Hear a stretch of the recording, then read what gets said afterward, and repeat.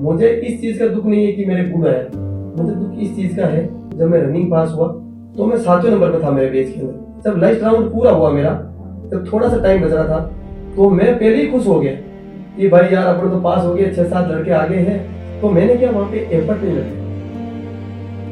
उन्होंने क्या किया कि मीटिंग मंगवा दी, ऑर्डर दे दिया कि मेरा लड़का फौज में भर्ती हो गया तो इतनी दी मीटिंग मुझे चाहिए। ठीक है, मीटिंग भी भेज दी। जब 1 घंटे बाद वापिस फोन किया कि भाभी तेरा नहीं हुआ, अब आप सोचो कि वो बेटा अपने पिता को कैसे बताएगा। वो सीन मेरे बाद हुआ ना, तो मेरी हिम्मत नहीं हुई वापिस फौज की तैयारी करने की। मैं उस रोड पे कैसे दौड़ूं, वहां जाके आदमी गिर जाता है ना, टूट गया था मैं एक्चुअली पूरा। तो फिर मैंने वो कुछ अलग ही जची कि जीवन में कुछ और करेंगे। तो मेरे मन में एक फितूर चढ़ा कि अपन तो प्रधान बनेंगे। अब प्रधान बनेंगे, उसके लिए ये नहीं पता कि कैसे बनेंगे, कितने पापड़ बेलने पड़ते हैं। अब पता चला मुझे कि प्रधान बड़ा कैसे जाता है। 3 राउंड जो होते हैं सब दौड़ते हैं, 4था राउंड वही बंदा दौड़ता है जिसके मन में जिसका अपना सपना होता है, अपना लक्ष्य होता है। उसको ये दिखता है कि जो मेरा पिता है जो खेत में बैठा है वो ये बाट जोड़ रहा है कि मेरा बेटा फौज की रनिंग करने गया है, फौजी बनेगा और फिर मेरे को यहाँ से मुक्ति मिलेगी। लड़कों को जैसे ही पॉइंट मिलता है, मान लो कि ये हाथ है, अपना हैंड है, इसमें एक पॉइंट देखिए कि आपका हार्ट टेढ़ा है, मेन मेडिकल में तुरंत बाहर नहीं करेंगे, आपको रीमेडिकल कराने के लिए या तो कोटा एमएस भेजेंगे या जोधपुर एमएस भेजेंगे। लड़के जो वो पीच का पीरियड होता है ना, पॉइंट देने के बाद और वहां चेक कराने के जो बीच में पीरियड, उसमें क्या करते हैं लड़के। आप सैनिक बोल रहे हो, दिक्कत बोल रहे हो, क्या दिक्कत आती है? तो मैं मजबूती के साथ बताना चाहूंगा कि दिक्कत तो एक सैनिक से दुश्मनों को आती है। जब बदन पे देश की वर्दी होती है, हाथ में AK-47 होती है, हेलमेट होता है, उसके ऊपर देश का तिरंगा होता है, तो सैनिक को कोई दिक्कत नहीं आती, दिक्कत आती दुश्मनों को।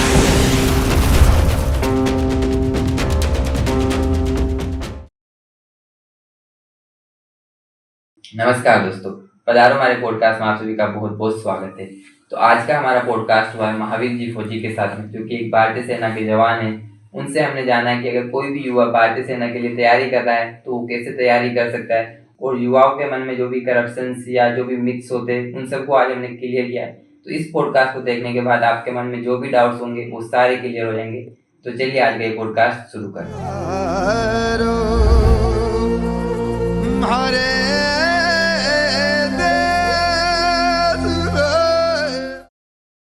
जय हिंद महावीर जी। जय हिंद किरण जी। तो कैसे हो महावीर जी?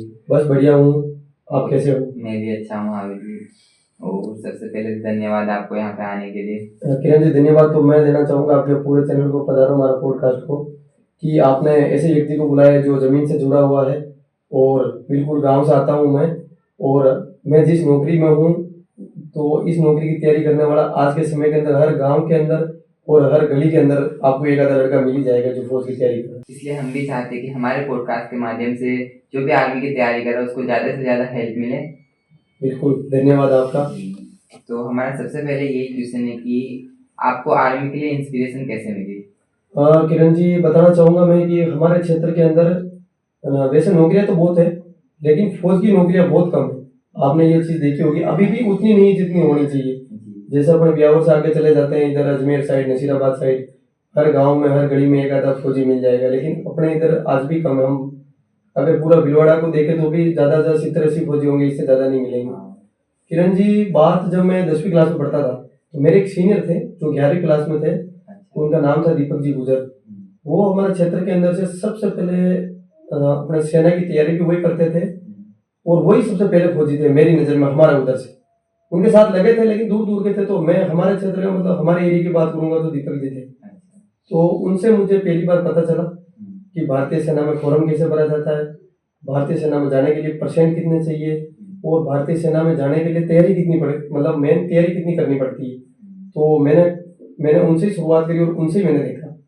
और आप बोल रहे हो कि आपका हौसला और आपका मन कैसे हुआ फौज में जाने का, तो किरण जी मैं बताना चाहूँगा, जब दीपक जी फौजी साहब थे वो पहले ही फिजिकली बहुत फिट थे। फौज में जाने से पहले ही ओपन नहीं बोलते अपनी देसी भाषा में, आड़ ऐसे थोड़ा लटबंद आदमी, तो ऐसे थे, लटबंद आदमी थे आप, वो मान लो। तो जब वो फौज में भर्ती हो गए तो चारों तरफ चला, गांव गांव में हल्ला होता ना, तो हमें पता चला कि फौजी साहब भाई दीपक जी जो फौजी बन गए। फिर वो छुट्टी पाते थे, तो जब हम हमारी मुलाकात होती थी उनसे, उनका बोलने का ढंग, आप मानोगे नहीं, वो दिखते ही बिल्कुल अलग थे।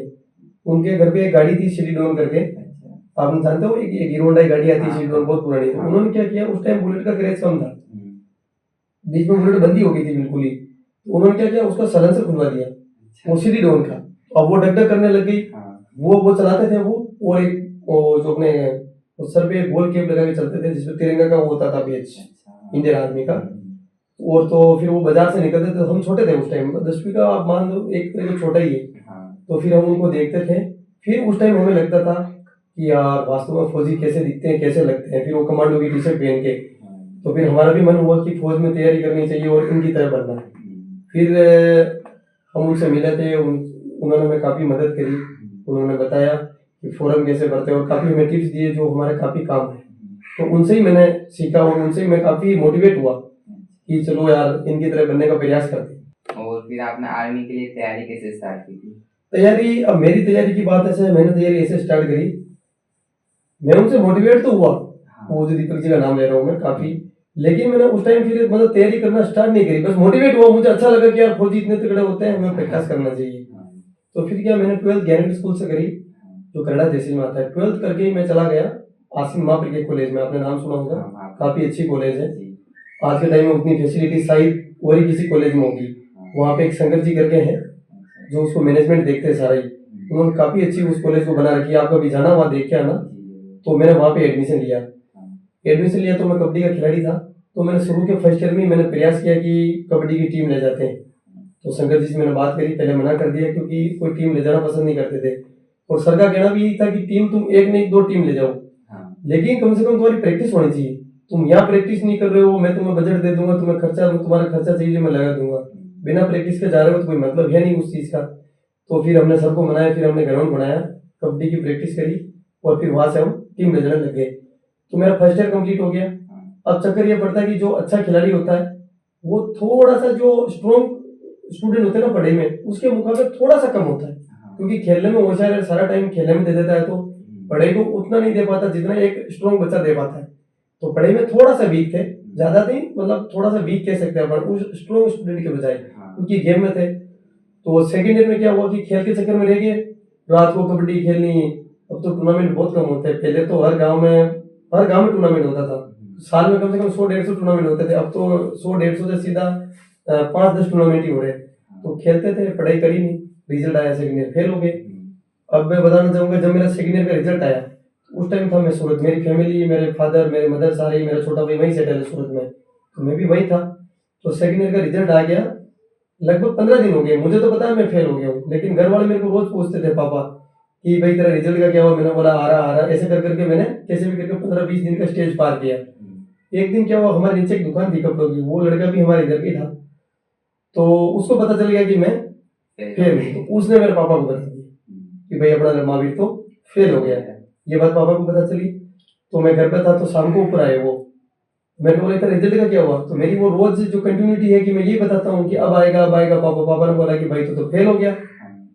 तो ठीक है भाई, फेल हो गए तो आपको पता ही, गांव में अगर अपने पापा को पता चलता है या अपने से बड़ों को पता चलता है, तो यही चीज होती है, सबसे पहले झाड़ू नहीं मिला तो बर्तन देख लिए, अगर ये दोनों नहीं मिले तो ईट वीट तो आप जानते ही हो। और चौथी चीज आपको पता है, आपने पेजार का नाम सुना होगा, जो पीछे से फेंकते हैं अपने, और आगे अपन पोल में और पीछे वो पेजार। तो उससे तो मैं बच गया, क्योंकि उस टाइम में रास्ता नहीं था, मैं सूरत था, वहां मेरे को उपयोग किया गया जो साधन था वो झाड़ू था, तो झाड़ू से मारा भाई। फिर चलो ठीक है, पापा ने 2 ऑप्शन दिए, अगर तू चाहे तो तेरे दुकान लगवा दूं, यहाँ दुकान लगानी, तू नौकरी कर ले फिर तेरे दुकान लगवा देंगे, या तू चाहे तो एक मौका और ले ले पढ़ाई का। तो मैंने सोचा चलो यार एक मौका और ले लेते हैं। उस टाइम पढ़ाई करने के लिए मौका नहीं लिया, मौका इसलिए लिया उस दोस्त का साथ नहीं छोड़ना जिसके साथ अपने इंडिया खेली। उन 7-8 खिलाड़ी है, उनका साथ नहीं छोड़ना, जिनके साथ एक मोटरसाइकिल के ऊपर बैठ के 7-7 जने कबड्डी खेलने जाते थे। और जो दोस्त साथ में थे वो पास हुए या वो भी फेल हुए? वो पास हो गए ना, मैं ही फेल हुआ क्योंकि मैं कैप्टन था ना। वो कबड्डी खेलने जाते थे, मैं उनको बिठा के कबड्डी खिलाने ले जाता था। तो उनको तो खेलना ही था, लेकिन मेरे को मेरा भी खेलना था, उनको भी साथ में बिठा के ले जाना था। तो थोड़ा मेरा ज्यादा एक्स्ट्रा एफर्ट था, तो मैं थोड़ा इसलिए मैं ज्यादा फेल हो गया, वो सब पास हो गए। तो फिर क्या हुआ, एक्चुअली उनका साथ नहीं छोड़ना था, तो फिर मैंने सोचा कि चलो फिर राजस्थान की तरफ पलायन करते हैं, गुजरात से राजस्थान की तरफ। अब चक्कर ये पड़ा कि फेल होते तो सबसे पहली चीज क्या होती है कि जो अपने से जूनियर होते हैं वो अपने साथ आ जाते हैं, सीनियर जो अपने साथ वाले होते हैं वो अपने से सीनियर बन जाते हैं, तो बड़ी दिक्कत आती है, आपको अच्छे से पता है। तो अब शर्म थी, अब शर्म ये थी कि भाई सेकेंड ईयर में पढ़ेंगे तो अब लोग तो बेइज्जती तो करेंगे, और लोग मुझे ठीक ठाक से जानते थे कॉलेज में। इसकी वजह ये है कि एक खिलाड़ी होता है उसको लोग अलग से जानते हैं, क्योंकि गेम वगैरह को अपने गेम खेलते हैं, गेम मतलब कॉलेज के अंदर मान लो 1000 स्टूडेंट है, तो गेम तो 1000 खेलते नहीं है, 10-15 ही खेलते, तो उनको जो बाकी वाले स्टूडेंट है जो अच्छे से उनको जानते हैं, तो मुझे भी जानते थे। तो मैंने सोचा कि ये काम करो, बेइज्जती तो होगी, एडमिशन तो मैंने ले लिया, लेकिन मैंने ये सोचा कि चलो अपने काम करते हैं, कॉलेज नहीं जाएंगे, अपना कुछ अलग करते हैं इस बार। अलग मैंने सोचा क्या करें, तो मेरे 2-3 साथ वाले थे जो मेरे गांव के पास वाले, वो क्या आर्मी की तैयारी कर रहे थे, बियावर में डिफेंस है सम्राट अकेडमी करके, तो वहां पे तैयारी कर रहे थे। तो मैंने सोचा कि एक काम करते हैं, आसिन से अपन प्लान करते हैं हम बियावर की तरफ। तो मैं इसलिए गया बियावर ताकि मेरी कॉलेज में बेइज्जती नहीं हो, क्योंकि मैं फेल हो रहा हूँ, सरामाती कॉलेज किसी से, तो वहां चला गया मैं। और मुझे पता था कि लोग पूछेंगे क्या करते हैं, मैंने बोला कि फौज की तैयारी करते हैं, तो एक अच्छा अपने पास डिफेंस भी हो गया। तो इस वजह से मैं फौज की तैयारी करने गया, क्योंकि मैं सेकंड ईयर फेल हो गया। अगर सेकंड ईयर फेल नहीं होता तो मैं फौज की तैयारी करने कभी नहीं जाता, मैं जहाँ था सेंट्रल कॉलेज में वही मैं कॉलेज, तो ये वजह रही मेरी फौज की तैयारी करनी। तो फेल होना भी आपके लिए सही साबित हुआ। बिल्कुल बिल्कुल, मेरे लिए तो मैं मानता हूँ कि अगर सेकंड ईयर फेल हुआ उसकी वजह से ही शायद मैं इस पधारो हमारा पॉडकास्ट के अंदर बैठा हूँ। अगर मैं फेल नहीं होता, मैं कॉलेज करता फिर कुछ और करता, तो शायद कहीं और होता। और मुझे लगता है कि मैं कहीं पे भी होता, लेकिन शायद फौज में नहीं होता तो मैं इस पधारो हमारा पॉडकास्ट पे नहीं होता। तो इसलिए मेरे लिए फेल होना सही है, झाड़ू पड़े मेरे को लेकिन कोई दिक्कत नहीं, झाड़ू खा के भी चलो आपके सामने बैठे तो मेरे लिए अच्छा। कभी कभी सही होता है, कुछ होता है। बिल्कुल बिल्कुल, भगवान बोलते हैं ना कि अगर आपके साथ कुछ गलत हो रहा है तो ठीक है, उस टाइम आपको बुरा लगता है, लेकिन क्या पता भगवान ने आपके लिए कुछ अलग से प्लान कर रखा हो। और जब आप आर्मी के लिए तैयारी करते थे तो उस टाइम आपकी डाइट वगैरह ऐसा कुछ रहता था स्पेसिफिक? किरण जी, सबसे मेन बात क्या है आजकल, मैं पहले तो क्लियर करना चाहूंगा आपके सामने, 2 चीज होती है। आपको फौज की आप रनिंग कर रहे हो, तो उस रनिंग को पास करने के लिए 50% तो आपकी चाहिए रनिंग और एक्सरसाइज वर्कआउट। 50% अगर अपन ये अच्छे से कर रहे तो 50% अपना काम हो गया। 50% इंपॉर्टेंट है अपनी डाइट। डाइट में कैसे मैं बताऊं आपको, जैसे अपन दौड़ रहे हैं, अगर अपना सीन पेन हो गया, सीन पेन क्या होता है? सीन पेन होता है जो अपनी पैरों की जो हड्डियां होती है ना, वो हड्डियां दुखती, उसको सीन पेन बोलते हैं अपन। सीन पेन बहुत तरीके से होते हैं, कभी कभी नस भी फूलती है, लेकिन आते सारे ही वो सीन पेन के अंदर ही है।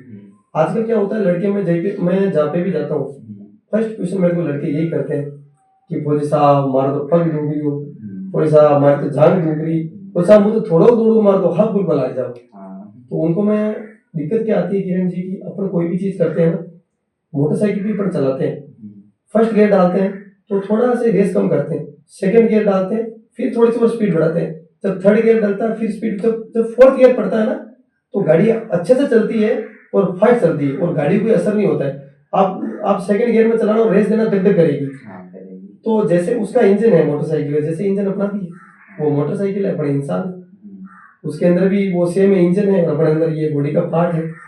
तो ये है कि अगर आप फौज की तैयारी करते हो रनिंग की, तो आपका पहले ये प्रयास होना चाहिए कि आप 0 से स्टार्ट करो। 10 दिन आप पैदल चल लो, 11वें दिन आप एक काम करो, थोड़ा सा स्लो रनिंग कर लो 2-3 किलोमीटर, फिर अगले 1 महीना होने के बाद फिर अपनी रनिंग को थोड़ा कंटिन्यू करो। हफ्ते में लगभग 6 दिन दौड़ो, 1 दिन रेस्ट कर लो, 3-4 किलोमीटर दौड़ो। फिर इंपॉर्टेंट है जो आपने पूछा ना कि डाइट का क्या रोल है, डाइट का ये रोल है, अगर आप दौड़ोगे तो हड्डियां दर्द करेगी। अपने दोनों आपने भी फिजिकल क्या रनिंग वगैरह किया मतलब अच्छा तरीके से किया है, ऐसे मतलब अपना वॉकिंग टाइप से किया? अच्छी तरीके से भी किया, अच्छी तरीके से किया। तो अगर अभी आप रनिंग करते हो फिलहाल? अभी नहीं करता। अभी नहीं करते तो आपका शरीर में कोई दर्द हो रहा है? अभी नहीं हो रहा है। नहीं हो रहा। आप 10 दिन तैयारी कर लो। मैं बता रहा हूँ, जो अभी आप जो है ना बैठे हो आराम से हंसते खेलते एकदम से जो मतलब अच्छे से दिख रहे हो, हैंडसम से, हीरो से, जब सुबह दौड़ोगे शाम को दौड़ोगे तो ऑटोमेटिक आपकी जो ये ऑटोमेटिक ढीले पड़ जाओगे अपनी भाषा में। तो ये है कि जब रनिंग करते हैं तो उनके पैरों की नसें ब्लॉक हो जाती है, दुखती, उन लोग का मतलब दुखती है, थोड़ी सूजन आ जाती है। मेरे खुद की भी आई हुई है, मैं बियावर तैयारी करता। सबसे पहले क्या करो, डाइट का मैं बताता हूँ। आप जैसे 12वीं क्लास में हो, अगर आपको फौज में जाना है 10वीं क्लास में हो, कुछ नहीं करना। रात को सोते टाइम आप चने भिगो लो, सोयाबीन के बीज आते हैं व्हाइट कलर के, बाजार में मिलते हैं। लड़के क्या करते हैं कि उनको पता नहीं है, इतने पैसे सबके पास होते हैं, तो पर मंथ अपना 500-600 रुपया आराम से मैनेज कर सकते हैं, रिचार्ज भी करते हैं फोन के अंदर। कहीं जाते हैं शादी ब्याह में, भड़ोड़ी में जाते हैं तो गाड़ी के अंदर तेल भी डलवाना पड़ता है, तो क्यों नहीं जो जिस सपने के लिए हमें उड़ान भरनी है, उस उड़ान भरने के लिए जो चीजों की जरूरत है वो चीज अपन कर ले। चने हो गए, सोयाबीन के बीज हो गए, अपने मूंग हो गए, मूंग के बीज आते हैं, मूंग ही बोल रहे उनको, बीज भी नहीं, मूंग, उनको भिगो लो आप शाम को, डेली उनको खाओ। 10वीं क्लास से खाओगे तो आपको 2 साल तक 11वीं-12वीं में इतना टाइम मिल जाएगा भर्ती से पहले, तो आपका ऑटोमेटिक आपका स्टेमिना बढ़ेगा। आपको पता है घोड़ा इतना तेज क्यों भगता है? चने खाता है। चने खाता है, तो चनों में इतना स्टेमिना होता है। तो क्या चने खाने चाहिए? ज्यादा ज्यादा दूध दही हो गया, अपन तो किसान परिवार से आते हैं, दूध दही सबके होता है, शौक से खाना है। कई बार क्या होता है कि दूध घर पे होता है लेकिन अपन खाते नहीं, क्योंकि हमें उनमें इंटरेस्ट नहीं। जबकि एक एथलीट है या फौज की तैयारी करने वाला, उसको दूध दही ये तो खूब खाना चाहिए। और अभी से जो ये पॉडकास्ट देखेंगे जो छात्र हैं जो तैयारी कर रहे हैं फौज की, अभी से चने ले आओ बाजार से, सोयाबीन के बीज ले आओ, डेली शाम को भिगो और सुबह उसको खाओ। और एक सवाल ये कि आपने कहा कि सीन पेन होता है, और अगर कोई है जिसको पहले से भी सीन पेन हो चुका है और रनिंग कर रहा है तो उसको क्या करना चाहिए? सीन पेन हो चुका है और अभी रनिंग कर रहा है, अगर फिर भी अगर जैसे मैं मान लो आज कोई लड़का रनिंग कर रहा है, उसके सीन पेन हो गया, अब उससे दौड़ा नहीं जा रहा, तो मेरा ये मानना है कि 3-4 दिन उसको आप उसको गैप दे दो, ताकि। और फिर एक चीज और है, जैसे आप और मैं बता रहे हैं, चलो ठीक है बताने में ठीक है, लेकिन प्रैक्टिकल देखा जाए ना, जिस कोच के पास आप ट्रेनिंग कर रहे हो, जो गुरुजी है अपने, उनका रोल बहुत इंपॉर्टेंट है। आप उनके पास जा सकते हो, क्योंकि जो स्टूडेंट कमजोर है या होशियार है, उसका पता लगा जो कोच करवाता है ट्रेनिंग वो अच्छे से लगा सकता है। आप और मैं बैठ के सिर्फ डिस्कस कर सकते हैं, एक प्रैक्टिकल बात बता सकते हैं, लेकिन एक्चुअली में क्या प्रॉब्लम है जो उस टाइम जो कोच है ना वो अच्छे से बता सकता है। तो इसका मैं ये मानता हूँ कि इसका आंसर सबसे अच्छा है कि जिस कोच के अंडर आप ट्रेनिंग कर रहे हो उससे आप अच्छे से सजेशन लो, अच्छे से राय लो, वो आपको अच्छे से बेटर तरीके से बताएगा। ऐसा होता है ना, हमारे इधर बहुत सारे होते हैं जो तैयारी कर रहे हैं, उनके पास कोई कोच नहीं होता, वो खुद ही रनिंग करते हैं सेल्फ, तो उनके लिए क्या करें? मैं ये बताना चाहूंगा, जब मैं तैयारी करता था तो मेरे खुद के काफी दर्द हो जाता था पैर में, मेरे ही नहीं, काफी लगभग 100 अगर तैयारी कर रहे हैं फौज की, तो 100 में से आप मान के चलो कि सीन पेन की समस्या 20 से 25% लड़कों को होती है, वो जेन्युइन है, होते हैं। तो मेरा तो ये था कि जब मैं व्यावर सम्राट अकेडमी में तैयारी करता था, तो एक अजीत जी काटा थे जो एक सर्विस मैन थे, घनियेडर के थे, तो उन्होंने तो जब मेरे 3-4 दिन मेरा पैर दुखा तो उन्होंने खुद ने बोला कि तू 3-4 दिन रेस्ट कर ले। मैंने रेस्ट किया और मेरा पैर ऑटोमेटिक ठीक हो गया, क्योंकि जब सूजन आ जाती है ना तो सूजन को कम करने का सबसे बेस्ट तरीका है रेस्ट। तो मेरे हिसाब से रेस्ट कर लेना चाहिए, बेटर वही है। बाकी आप अपने कोच से पूछ सकते हो, और आजकल तो अपने जो बोल रहे हैं वो भी यूट्यूब पे जाएगा, वहीं से लोग देखेंगे, वहीं से सीख मिलेगी। तो आपके जैसे मेरे जैसे भाइयों ने बहुत पॉडकास्ट बना रखे डिफेंस के या जो एथलीट होते हैं, तो आजकल तो कोई जाने की जरूरत नहीं, यूट्यूब खोलो, वहां से और आपको सीखने को मिलेगा। और ये सवाल है कि जो आर्मी की तैयारी कर रहे हैं ना, तो उनकी रनिंग को इम्प्रूव करने के लिए उनको क्या करना चाहिए, कैसे क्या प्रैक्टिस वगैरह? रनिंग को इम्प्रूव करने के लिए सबसे बढ़िया तरीका है कि आप 0 से स्टार्ट करते हो। अगर आप आर्मी की तैयारी कर रहे हो तो आपको पता है कि आपको 1600 मीटर दौड़ना है, 4 राउंड, एक 400 मीटर होता है, ठीक है। उसको इम्प्रूव करने का सबसे बढ़िया तरीका है कि पहले आप, अगर आपको फौज में जाना है, एक लक्ष्य अपना डिसाइडेड होना चाहिए। किसी भी नौकरी लगने के लिए या कहीं पे भी जाने के लिए एक फिक्स लक्ष्य होता है, वो हमेशा टॉप पे जाता है। मैं आपको उदाहरण दूंगा, एक क्रिकेट आपने देखा होगा, बहुतों ने खेला, बहुत खिलाड़ी हुए वर्ल्ड में, लेकिन सचिन ही सबसे आगे क्यों? इसका सबसे बड़ा रीजन ये कि जो चीज 20-21 साल में करने लगे, सेंचुरी मारने लगे 7 बड़े, उस बंदे ने 16 साल में स्टार्ट कर दिया उसको, क्योंकि वो जो 4 साल का गैप था ना, 16 और 21 का 4-5 साल का गैप, उसमें उसने लीड बना ली, इसलिए उनका रिकॉर्ड नहीं टूट रहा। बाकी रिकॉर्ड तो सबके टूटते हैं, इसलिए नहीं टूट रहा क्योंकि कोई भी लक्ष्य होता है उसकी तैयारी का पता हमें दूसरों से पहले चलना चाहिए। बाकी आपको पता है मोटिवेट करने वाला हर जगह है, हम ऐसी क्या चीज करें जिसका फायदा हमें जल्दी हो। तो मेरा ये मानना है कि अगर आपकी एज 14 साल हो गई, आप 14-13-14 ऐसी कुछ है, अगर आप 10वीं क्लास में हो तो ये अभी से तैयारी करो। और ये पॉडकास्ट देखने के बाद तो मैं बोल रहा हूँ कि पॉडकास्ट देखो, शाम को और सुबह आप तैयारी करो। तैयारी वही बिल्कुल स्लो स्टार्ट करो, धीरे धीरे आप में इंप्रूवमेंट आएगा। आप 1 महीना दौड़ोगे 1 किलोमीटर 2 किलोमीटर, फिर आपका स्टेमिना बढ़ेगा, फिर आप दूसरे महीने में थोड़ा और अच्छा दौड़ोगे, फिर आप 1600 मीटर तो दौड़ोगे लेकिन आपका टाइम आएगा 7 मिनट, फिर आप लगातार प्रैक्टिस करोगे, फिर आपका टाइम आएगा 5 मिनट, 5 मिनट 20 सेकंड, ऐसा टाइम आएगा। तो आपने ये बोला था कि इम्प्रूव कैसे करें, मेरा यही मानना है कि भविष्य की तैयारी पहले से करो। 10वीं क्लास में हो आप, आपको फौज में जाना है, आपके परसेंट अच्छे हैं, कोई ग्रेस नहीं है, कोई टेटू नहीं है, आप फौज में जाने लायक और आपकी इच्छा भी है, तो आज से तैयारी क्यों नहीं करते आप? आपको अभी से तैयारी करनी पड़ेगी, क्योंकि भाई अगर आप सोच रहे हो मैं 17.5 साल के बाद तैयारी करूंगा, 17.5 साल के बाद तो पूरे राजस्थान के लड़के तैयारी करेंगे, पूरे क्षेत्र के लड़के तैयारी करेंगे। जब आप एक कदम आगे लोगे तो सारे एक कदम आगे लोगे, सब बराबर चलोगे, फिर उनसे आप आगे कैसे निकलोगे? अभी से तैयारी करो, अभी से रनिंग करो, तो वैसे ही 2 साल में इंप्रूव हो जाएगी। आपने एक दोहा सुना होगा कबीर दास जी का, धीरे धीरे रेवना धीरे सब कुछ होई, माली सींचे सो गड़ा ऋतु आए फल होई। कबीर दास जी का मतलब ये है कि आप मेहनत करो, फल की इच्छा मत करो, जब ऋतु आएगा तो फल हो जाएगा। आप 13-14 साल के हो, 17 साल में भर्ती देखोगे तो अभी से मेहनत करो, फल तो 17.5 साल के बाद ही लगेगा। बिल्कुल सही कहा। और हम ये जानना चाहते हैं कि आपने आर्मी के लिए कितने अटेम्प्ट किए तब आप जाके सेलेक्ट हुए? मैंने सबसे पहले भर्ती देखी हमारे भीलवाड़ा डिस्ट्रिक्ट में, हमारे 8 जिलों का एक एआरओ लगता है, कोटा एआरओ बोलते हैं। मैंने फर्स्ट टाइम देखा भीलवाड़ा के अंदर 2017 के अंदर। उस टाइम मैं दौड़ पास हो गया, मेडिकल फिट हो गया, पेपर में मेरिट में रह गया। मेरिट में रह गया तो मैं किसी कारणवश, मतलब मुझे कोई बताने वाला नहीं था, नॉलेज नहीं था मुझे कि फिजिकल कितने नंबर का होता है। इतना पता था 100 नंबर का होता है, लेकिन उसके अंदर ये पता नहीं था कि 100 नंबर के अंदर क्या क्या होता था। अब इसके अंदर मैं बताना चाहूंगा कि एक्सीलेंट होता है, उसके 7 नंबर मिलते हैं अपन को। 10 बीम अपन 10 बीम मारते हैं, बीम समझ गया, अपने से मारते हैं, वो 10 बीम हो गया 40 नंबर की। तो मेरा क्या रनिंग में गुड था, वहां मेरे को 48 नंबर ही मिले, वहां मेरे 12 नंबर कम पड़ गए, क्योंकि 60 में से 12 माइनस हो गए। बीम मेरे भले पूरे थे, लेकिन नंबर मेरे 88 ही हुए। 88 इसलिए हुए 100 में से क्योंकि गुड़ के 50 और 40 है बीम की, 88 नंबर हुए। अगर शायद मुझे पहले पता होता, या मेरे को अगर ये कोई बोल देते कि एक्सीलेंट के 7 नंबर मिलते हैं, गुड़ के 50 नंबर मिलते हैं, तो शायद मेरा प्रयास ये रहता कि मैं एक्सीलेंट मारूं भर्ती के अंदर। मुझे इस चीज का दुख नहीं है कि मेरे गुड़ आया, मुझे दुख इस चीज का है कि मैं जब फर्स्ट बार भर्ती देखी, जब मैं रनिंग पास हुआ, तो मैं 7वें नंबर पे था मेरे बेच के अंदर, 7वें या समथिंग 8वें नंबर पे था।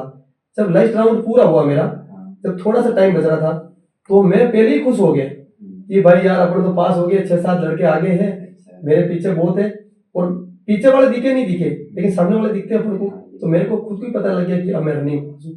तो मैंने क्या वहां पे एफर्ट नहीं लगाया। अगर मुझे लगता कि उस टाइम में एफर्ट लगा देता, फिर मेरा एक्सीडेंट नहीं लगता, कोई दिक्कत नहीं, लेकिन मैंने एफर्ट नहीं लगाया। मैं खुश हो गया। वो स्टोरी याद आती ना, खरगोश और हाँ बस, हाँ खरगोश और वो उसकी कचरू वाली। कच्चे तो मैं उस टाइम क्या खुद को ढीला छोड़ के मैं पास हो गया, तो मेरा उसमें गुड आया। एक्सीलेंट होता तो शायद मेरा मेरिट नंबर आ जाता, तो फिर मैं पेपर में रह गया। वो मेरा फर्स्ट अटेम्प्ट था। फिर मेरे बाद में आई अजमेर में भर्ती आई, तो अजमेर में भर्ती देखने नहीं गया। एक बार दौड़ पास हो गया, गाँव में क्या होता है, दौड़ पास होते ही लड़कों को बोलते कि फौजी बन गए। उस लेवल पे जाके वापिस नीचे आ जाना, खुद को बहुत बुरा फील होता है। मैं एक मेरा अनुभव बताना चाहूंगा। जब 2016 के 17 के अंदर जब रिजल्ट आया ना, तो मेरे सम्राट अकेडमी के सर थे जो मैनेजमेंट देखते थे, देवेंद्र जी, जैसा आज रिजल्ट आने वाला है, ये हकीकत घटना बता रहा हूँ मेरे घर की। कभी आओगे तो मेरे मम्मी पापा से मिलाऊंगा, तो वो भी आपको ये चीज बताएंगे, रियल घटना। तो जिस दिन रिजल्ट आने वाला था, तो उन्होंने क्या किया, एक दूसरा सिलेक्शन हुआ था, मेरा नहीं हुआ, लेकिन उन्होंने मेरे घर पे बोल दिया कि महावीर का सिलेक्शन हो गया, क्योंकि उनको भी लगा कि ये महावीर का नंबर ही है, रोल नंबर, मेरे को भी बोल दिया। तो अकेडमी में जब तैयारी करते हैं तो अपने पिताजी के नंबर वहां होते हैं, उन्होंने पापा को फोन लगा दिया। पापा जिस बिल्डिंग में रहते हैं उसके नीचे एक डेयरी है सरस की, जो वहाँ के लोकल लोग चलाते हैं। उन्होंने क्या किया कि मीटिंग मंगवा दी, ऑर्डर दे दिया कि मेरा लड़का फौज में भर्ती हो गया, तो इतनी मीटिंग मुझे चाहिए। ठीक है, मीटिंग भी भेज दी।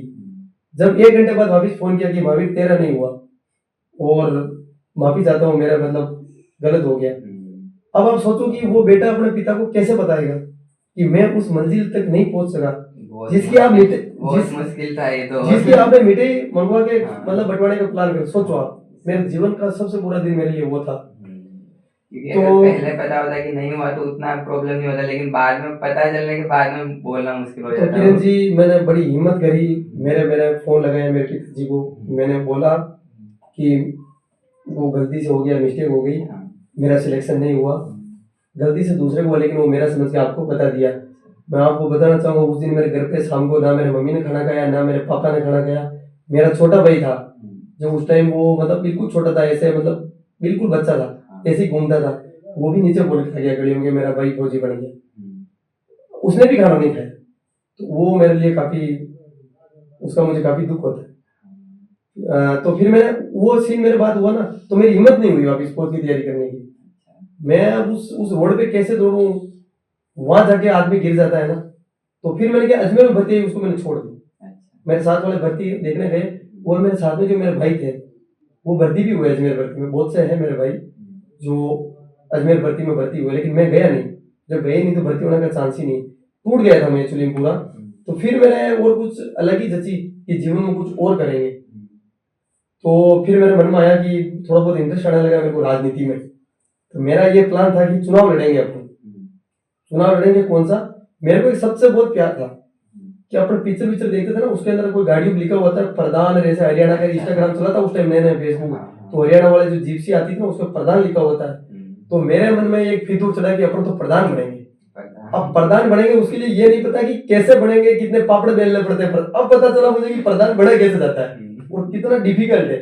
लेकिन भूत सवार हो गया कि अपन राजनीति करेंगे और प्रधान बनेंगे। तो ठीक है, मेहनत ठीक करी। और किसान परिवार से हैं तो किसानों को, अधिकतर किसान लोग ही रहते हैं, उनको अच्छे से पढ़ पाते हैं और पता होता है, क्योंकि हम उनके साथ ही बड़े हुए कि लोग कैसे खुश होते हैं। अच्छी अच्छी बातें करने लगे और वाणी अपनी पहले से ही मीठी थी, तो चुनाव का प्रयास किया। तो मेरा ये प्लान था कि 2 पंचायत से चुनाव लड़ेंगे। उस टाइम 2 पंचायत थी, नारेड़ी और कीड़ी मार क्रेडा देसी की। तो मैंने वहां से तैयारी करी। तो मैंने क्या करा कि भाई अब चुनाव तो लड़ना है, बीजेपी कांग्रेस की, अब ये भी नहीं पता कि बीजेपी से लड़ना है कांग्रेस से लड़ना है, लेकिन चुनाव लड़ना है। क्योंकि छोटे थे, इतने मेच्योर नहीं थे। तो हमारे क्षेत्र के कुछ जो बुजुर्ग भी क्या पुराने हैं, जो पार्टी के सीनियर्स, वो किसी पार्टी में थे। तो मैंने जिक्र किया, तो मैंने जिक्र किया, वो बीजेपी की निकले। आप सोचो, तो उन्होंने बोला कि बस आपको बीजेपी से टिकट दिलाएंगे। तो मैंने बोला ठीक है भाई। तो मैंने चुनाव की, चलो ठीक है, चुनाव मेरा कंफर्म हो गया, मैं लड़ूंगा 2 पंचायत से। और जो सीनियर थे ना पार्टी के, उन्होंने बोला कि चलो ठीक है भाई, आप लड़ो, हम आपको टिकट दिला देंगे। तो मैं चुनाव की तैयारी करने लग गया। तैयारी तो क्या है, लोगों के बीच तो पहले ही जाते थे, लेकिन थोड़ा अच्छे से और बात करने लगे। तो चुनाव की तैयारी करने लगे। फिर वापस 2019 में आया, 19 का टाइम आ गया। 19 में क्या हुआ कि भर्ती आ गई। अब भर्ती आ गई तो चक्कर ये पड़ा कि फॉर्म भर दिया उस बार। और फॉर्म क्यों भरा, साथ वाले जा रहे तो साथ में जाने के लिए, मजे लेने के लिए। तैयारी वैयारी कुछ नहीं, 0% किया। तो फॉर्म भर दिया, रनिंग करने गए। मैं कबड्डी का खिलाड़ी था, मैंने बताया था, मैंने कबड्डी खूब खेली, कॉलेज में खेली। तो खिलाड़ी का वैसे स्टेमिना अच्छा होता है, उसको ज्यादा इतना जरूरत नहीं है। तो दौड़ने गए अपन, तो 4 राउंड की होती है, और मतलब तो पास हो गए दौड़। दौड़ पास हो गए, जब दौड़ पास हो गई तो मेडिकल तो होना ही है। तो उसके चक्कर में मेडिकल देना, और दौड़ के 3 दिन बाद मेडिकल होता है। अब मेडिकल में फिट तो फिट, अनफिट तो अनफिट, जब कोई कमी नहीं है तो फिट हो गए। दौड़ हो गई, मेडिकल हो गया। तो वापिस पापा को बताया, कैसे इंप्रेशन जमाने के लिए, पापा मुझे दौड़ पास है क्यों, मेडिकल पास है क्यों, और मैं पासों फौजी बन सकूं। मुझे पता है नहीं बनूंगा, लेकिन एक घर वालों को खुश करने के लिए फौजी बनने वाला हूँ वापस। तो फिर क्या हुआ कि मेडिकल पास करने के बाद 23 मेरा बर्थडे आता है 23 जुलाई को, उसी दिन रनिंग थी। बर्थडे के दिन ही मैं पास हुआ, दौड़ पास हुआ। तो 23 जुलाई और अपने 23 जुलाई और 30 जुलाई के बीच जो गेम मिला, उसके अंदर पापा गाँव आए हुए थे। तो हमारा एक लड़का है मेरे साथ का, किशोर रावत धनेरी करके, कटार से है, वो भी साथ में दौड़ पास हुआ। वो जा रहा था झुंझुनू तैयारी करने। तो पापा से मिल गया कि महावीर भी आएगा क्या। तो पापा ने बोला कि फलाना को छोड़ो, तो झुंझुनू जा रही हो, तो वोटी गाँव में फिर रही हो, तेल की मिट्टी मंगई जो आदरी गिर पड़ी, और जोश आ गया। क्योंकि पापा ने बोला कि पिछली बार जब तू फेल हुआ, तूने एक बार बोला कि मैं भर्ती हो गया, मैं मिट्टी लेके आ गया तेरे चक्कर में। फिर तूने बोला कि पापा मैं नहीं हुआ पास, दूसरा पास हो गया, तो मेरी मिट्टी भी तो घर पर पड़ी है, मतलब जोश दिलाने के लिए। तो फिर मैंने बोला कि चलो भाई महावीर, ये जीवन में आखिरी चुनाव को छोड़ो, ये आखिरी मौका है, या तो इस पार या उस पार। तो मैं निकल गया झुंझुनू के लिए। मैं झुंझुनू नहीं गया, उससे पहले मैं बहुत वीक स्टूडेंट था पढ़ाई में। जब 2017 के अंदर मैंने आर्मी का पहली बार पेपर दिया, फर्स्ट अटेम्प्ट में, ये मेरा सेकंड अटेम्प्ट है, बीच में मैंने भर्ती नहीं देखी। जब मैंने दिया तो पहले मैं बता क्लियर करना चाहूंगा, ये लड़के भी देखेंगे अपने, कि आर्मी में सिलेबस क्या होता है। बात के अंदर बात निकल गई तो मैं बता दूं, इसके अंदर 15 प्रश्न आते हैं विज्ञान के, 15 प्रश्न आते हैं गणित के, 30 15 आते हैं जीके के सामान्य ज्ञान, जो वर्ल्ड का भी आता है और अपना भी आता है इंडिया का, 45 और 5 आते हैं रीजनिंग, ठीक है। 50 क्वेश्चन आते हैं, एक क्वेश्चन 2 नंबर का आता है। तो 2017 में जब मैंने पेपर दिया तो 15 विज्ञान के पर्सन थे, 15 में से मैंने सही किए 4, गलत किया 11, क्योंकि वीक स्टूडेंट था, मैंने खुद ने भी मान लिया था। तो इस बार मैं गया तैयारी करने, मैंने फोन मेरा बंद कर दिया था। मेरे घर वालों को आज भी पता है कि 3 महीने मैंने तैयारी करी झुंझुनू के अंदर, बिल्कुल फोन ऑफ, हफ्ते में कभी एक आधी बार बात करना, बाकी फोन को बंद कर दिया। रात दिन मेहनत करी मैंने। मेरी सबसे वीक थी विज्ञान, विज्ञान से मुझे डर लगता था। जैसे रात को बच्चे नहीं बोलते कि अपने बच्चों को स्टोरी सुनाते हैं कि भाई भूत आ जाएगा, वो डर के भग जाते हैं या सो जाते हैं चुपचाप के, जैसे मुझे विज्ञान से डर लगता था। सेम स्टोरी मेरे को भी, साइंस और मैथ दोनों से। अच्छा, आपको शायद वो सेम दिक्कत अपने दोनों की, इसलिए अपनी जोड़ी भी अच्छी लग रही है, बात करने में थोड़ा कंफर्ट है। आप भी साइंस में कमजोर, मैं भी साइंस में कमजोर। हाँ, तो फिर मेरे को वहां दिक्कत आई। तो फिर क्या कि वहां पे एक अलग से टीचर आते थे झुंझुनू के अंदर, बीएल कस्तूरी करके एक अकेडमी थी। 1 घंटे के वो 1800 रुपए लेते थे, एक क्लास पढ़ाने के, रतन जी पायल करके। तो उन्होंने अच्छे से पढ़ाई, विज्ञान एक अलग से किताब थी। तो मैंने उनसे पूछा स्पेशली जाके कि सर मेरी विज्ञान इतनी कमजोर है, इसकी वजह से मैं फेल हो चुका हूँ, मुझे आप ऐसा कोई तरीका बताओ इसको मैं थोड़ी सी स्ट्रॉन्ग करूँ या मेरा नया पार लग जाए, ये पेपर पास हो जाऊँ फौज का मैं। तो उसने मुझे बोला, सर ने उन्होंने, कि तू बेटा इससे जितना डरेगा ना उतना तेरे को ज्यादा डराएगी ये। तू ऐसे सोच कि विज्ञान कुछ नहीं, हिंदी से भी गई गुजरी, इतनी आसान है, इसको पढ़ तू। और एक जो क्वेश्चन पढ़ता है ना, उसको तो 3 नहीं 5 नहीं 10 बार पढ़, क्योंकि तू कमजोर है इसमें। तो ठीक है, मैं पढ़ने लगा, मेरी विज्ञान बढ़िया हो गई। 3 महीने मैंने तैयारी करी, मुश्किल से 5 या 6 घंटे हम सोते थे, मुश्किल से 24 घंटे में 5 या 6 घंटे सोते थे, बस ओनली फॉर पढ़ाई। सुबह 6 से 10 क्लास चलती थी, क्लास छूटने के बाद 1-2 घंटा रेस्ट मिलता था, खाना खाते थे, फिर वापिस शाम को क्लास करती थी, कंटिन्यू पढ़ाई। मेरा दोस्त है किशोर रावत करके धनेरी से, और एक दोस्त है मेरा बन्ना रावत, जिसकी दुकान है बी में भी, वो किसी कारण से लग नहीं पाया। उनको पूछना, वो देखेंगे ये पॉडकास्ट में भेजूंगा उनके, कि भाई हम 5-6 घंटा सोते थे, बाकी पढ़ाई करते थे। बाकी मेरे को देख के कोई लगेगा नहीं कि भाई मैं इतनी पढ़ाई करता था, क्योंकि वीक था। तो मैंने बढ़िया से बीच में रोकना चाहूंगा, जैसे कि अभी जो स्टूडेंट्स होते हैं ना, आर्मी की तैयारी करते हैं ना, वो मेनली फिजिकल पे ध्यान देते हैं और पढ़ाई पे ध्यान नहीं देते, है ना, क्योंकि तो उनको ये बता दो कि पढ़ाई कितनी इंपॉर्टेंट होती है इसके लिए। बिल्कुल, मैं आगे वैसे बताता, आपने पूछ लिया, बहुत अच्छा किया। मैं आपके माध्यम से ये जानकारी पहुंचाना चाहूंगा। 2019 से पहले, 2020 से पहले जितनी भी भर्तियां होती थी आर्मी की, उसके अंदर ये होता था, पहले रनिंग होती थी, फिर मेडिकल होता था, फिर पेपर होता था। तो नॉर्मल सी बात है कि पहले लड़के फिजिकल की तैयारी करते थे। अब आपने अग्निवीर स्कीम का नाम सुना ऐसे? काफी चला देश में इसके ऊपर, अग्निवीर स्कीम के बारे में। इसमें सबसे पहला चेंजमेंट यही आया कि 3rd चीज को फर्स्ट कर दी। कैसे? पेपर पहले होगा, रनिंग बाद में होगी। तो अब तो सब कुछ पढ़ा ही है, बच्चों को अच्छे से पता है। और मैं अच्छे से बताना चाहता हूँ कि अगर आप पेपर क्लियर नहीं होगे तो रनिंग तो जा ही नहीं सकते आप। पहले आपको पढ़ाई स्ट्रॉन्ग करनी पड़ेगी, मेंटली प्रिपेयर होना पड़ेगा, फिर फिजिकल में जाओगे। तो पढ़ाई बहुत इंपॉर्टेंट है, तो इसलिए आपको अच्छे से पढ़ाई करनी पड़ेगी। इसलिए मैं आपको फिर बता रहा हूँ कि अब पढ़ाई जरूरी है। और ये जो भी ये पॉडकास्ट जो यूट्यूब पे जो स्टूडेंट देखेंगे जो आर्मी की तैयारी करना चाहते हैं, मैं उनको भी इसके माध्यम से बताना चाहता हूँ कि आप अच्छे से पढ़ाई करो। अगर पेपर पास नहीं होगे तो फिजिकल तक मतलब जा ही नहीं सकते। तो फिर ये तो बताने का कोई मकसद ही नहीं कि आप पढ़ाई करो, पढ़ाई तो करनी ही पड़ेगी, क्योंकि पेपर पहले। और 10th के मार्क्स भी मैटर करते हैं। 10th के बिल्कुल मैटर करते हैं। फौज की भर्ती थल सेना होती है, जिसमें मैं हूँ, उसमें 2 पार्ट में होती है। जैसे एक होता है जीडी जनरल, अपना जनरल ड्यूटी, जो 17.5 से 21 साल तक एज होती है उसके अंदर। और एक होता है ट्रेडमैन, जो 21 से 23 साल तक होता है। 2 पार्ट है। जो जनरल सोल्जर, जो जीडी का बंदा होता है ना, उसके अंदर ये होता है कि उसमें फॉर्म भरने, उसकी वैकेंसी ज्यादा आती है। जैसे 8 जिलों का एक कोटा एरो बना रखा है, उसके अंदर साल में 1 बार भर्ती आती है। 1 बार भर्ती में ये होता है कि 300 भर्ती होंगे जीडी वाले जनरल ड्यूटी, ट्रेडमैन होंगे 15 से 20, ज्यादा से ज्यादा 25 मान लो। तो नॉर्मल सी बात है कि अपन को उसमें भरना पड़ेगा फॉर्म, जिसमें वैकेंसी ज्यादा आती है जनरल ड्यूटी में। मतलब जनरल ड्यूटी के लिए क्या रिक्वायरमेंट होती है? 10th में आपके 45% से ऊपर चाहिए और कोई भी ग्रेस नहीं चाहिए 10th में। लेकिन मैं फिर इस बात को दोहरा रहा हूँ प्रेजेंट में 45% होना चाहिए, कोई ग्रेस नहीं होना चाहिए। लेकिन आने वाले समय के अंदर कब नियम चेंज हो जाए, 45 के 55 हो जाए, 60 हो जाए, कभी भी परसेंट बढ़, मतलब कभी भी बढ़ सकते हैं।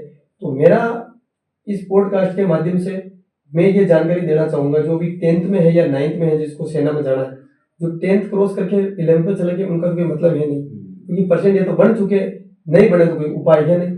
लेकिन जो 9th में और 10th में आज है, रात दिन मेहनत करो, एक एक मिनट इंपॉर्टेंट है, एक एक घंटा इंपॉर्टेंट है। खेत में जाओ तो बुक लेके जाओ, कहीं पे भी जाते हो किताबों को मत छोड़ो। 10th में कैसे भी करके आपको फर्स्ट डिवीजन तो पास होना ही होना है, क्योंकि आने वाले समय में कोई भरोसा नहीं, कब 45 के 55 कर दे, कब 60 कर दे। और जो आपने मेरे से क्वेश्चन पूछा ना कि कितने परसेंट चाहिए, तो 10th में प्रेजेंट में 45% चाहिए, किसी में ग्रेस नहीं होना चाहिए। लेकिन आने वाले समय के अंदर कब 60 हो जाए, तो आप और मैं दोनों यही बोलेंगे स्टूडेंट को कि भाई कम से कम फर्स्ट डिवीजन की आप तैयारी करो। इतने तो होने चाहिए, हाँ। कंपटीशन भी बहुत ज्यादा बढ़ ही रहा है इसमें से। बस यही है। और उसमें ट्रेड वाले में, और ट्रेड वाले में मतलब ग्रेस चलता है आपके, ग्रेस तो आपका एज का है, अच्छा, एज का 23 साल से बाद नहीं, भाई पहले भर सकते हो। तो महावीर जी फिर क्या हुआ था झुंझुनू आप तैयारी कर रहे थे तब? झुंझुनू तैयारी करी मैंने, अच्छे से तैयारी करी। मैं जैसे आपको बता रहा था कि मैंने मेरा फोन छोड़ दिया, फोन मेरे पास में था, लेकिन मैं उसको हफ्ते में एक बार यूज करता था, वो भी घर वालों से बात करने के लिए कि भाई मैं ठीक ठाक हूँ, बस उसके लिए मैंने फोन यूज किया। और मैंने यही सोचा कि अगर मैं फेल होऊंगा तो भी मुझे कुछ ना कुछ तो करना ही है लाइफ में, तो कम से कम पूरा प्रयास कर लो, पूरा एफर्ट लगा लो। फिर फेल हो जाएंगे ना, फिर सोचेंगे चलो कोई बात नहीं, फेल हो गया, मेहनत अच्छी करी। तो मैंने मेरा पूरा प्रयास किया और मेहनत करी अच्छे से, और वैसे ही सिलेक्शन हो गया। और फिर मैं कमजोर था, लेकिन मैंने पढ़ाई अच्छी करी तो मैं स्ट्रॉन्ग स्टूडेंट बन गया। और मैं एक बात बताऊंगा आपको, कोई भी स्टूडेंट है, लगातार 6 महीने पढ़ लो, 7वें महीने में वो स्ट्रॉन्ग हो जाएगा। चाहे कितने होशियार है, क्लास का टॉपर है, 6 महीने उससे उसकी किताबें छीन लो, उसको और काम करवा लो, वो कमजोर हो जाएगा। तो सारी प्रैक्टिस है, प्रैक्टिस ही इंसान को परफेक्ट बनाती है। तो मैंने अच्छी से प्रैक्टिस करी और मैंने बस अच्छा मेरा हो गया। और फिर मैं आपके माध्यम से एक चीज कहना चाहूंगा क्षेत्र के छात्र छात्राओं से कि आप कमजोर हो, आपके 10वीं के अंदर मान लो 50% है, एक जो आपका साथ वाला जो छात्र है, स्टूडेंट है, उसके अंदर 80% है। अगर आप ये सोच लोगे कि ये तो पैदाइशी होशियार है, मैं पैदाइशी कमजोर हूँ, तो ये चीज नहीं है। उसने मेहनत करी इसलिए वो स्ट्रॉन्ग हो गया, आपने मेहनत कम करी तो थोड़े से वीक हो। आप 6 महीने लगातार पढ़ाई करो, 7वें महीने में आप स्ट्रॉन्ग हो जाओगे। तो इसलिए मेरा ये मानना है कि कमजोर और होशियार कोई पैदाइशी नहीं होते, आदमी या स्टूडेंट खुद बनता है। तो निरंतर से प्रयास करो, लगातार पढ़ाई करो, आप ऑटोमेटिक स्ट्रॉन्ग हो जाओगे। जैसे मैं बता रहा हूँ ना, 2017 की भर्ती के अंदर मैंने 15% आते हैं विज्ञान के, 11 गलत करे और 4 सही करे। और 2019 की भर्ती मैंने 15 में से 13 क्वेश्चन मैंने सही करे। तो ये इसलिए करे मैंने, क्योंकि मैंने जो चीज मेरी कमजोर थी उसको मैंने सुधारा। मैंने जो मेरे सर थे उनसे मैंने एडवाइस ली और मैंने अच्छी पढ़ाई करी, तो मेरा हो गया। और जब आपका सिलेक्शन हुआ तो आपके घर वालों को क्या रिएक्शन था उस टाइम पर? घर वालों का रिएक्शन ये था कि किरण जी, वैसे जिस दिन मेरा खत्म हुआ एग्जाम हॉल, हमारा एग्जाम लगा था कोटा के अंदर, तो हमारे 3 बजे हमारा एग्जाम हो गया था। एग्जाम होते ही आप जब घर आओ तो मेरी मम्मी को पूछना, एग्जाम हॉल से निकलते ही मैंने मेरी मम्मी को फोन किया कि मेरा सिलेक्शन हो गया। क्योंकि जिसके 47, 48 या 49 क्वेश्चन लगभग सही होते हो या 45 से ऊपर सही है, उसका सिलेक्शन कोई रोक नहीं सकता। तो मैंने मेरी मम्मी को फोन लगाया, मेरा सिलेक्शन हो गया। तो वो चीज बोलने के बाद लगभग 15-20 दिन बाद में रिजल्ट आया।